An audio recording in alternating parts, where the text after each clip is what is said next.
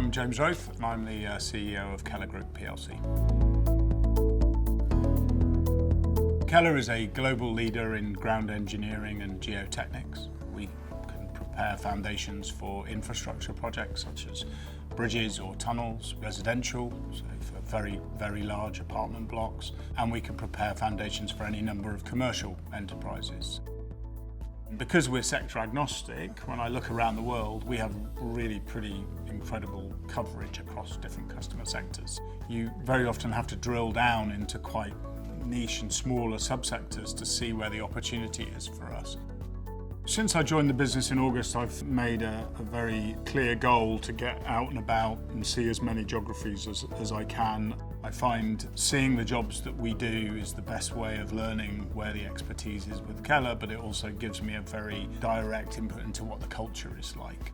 People talk first and very passionately about safety. It's incredibly important to the business. You have to have leaders in those key operational roles that truly believe in safety and realise how important it is.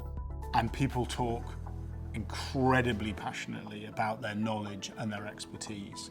By quite a long distance, the major asset that Keller has as a business is the quality, the expertise and the education of our people. You will earn more margin when you add more value. And when I look at Keller as a business and I see the expertise and the experience that our people bring to customer projects, I can understand why we can drive higher margins than the general construction sector would.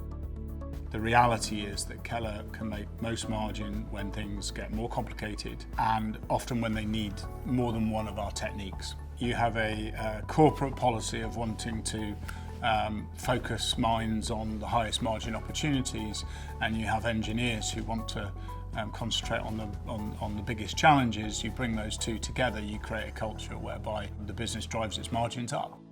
The challenge is, how do you drive the growth in order to drive an increase in profits, but not loosen any of that grip on margin discipline? We focus first on investing in the business. We focus on CapEx and keeping our equipment current. We also then look to organically invest. Is there more equipment? Is there new equipment? Are there different developments that we can make to drive the techniques? But also in people.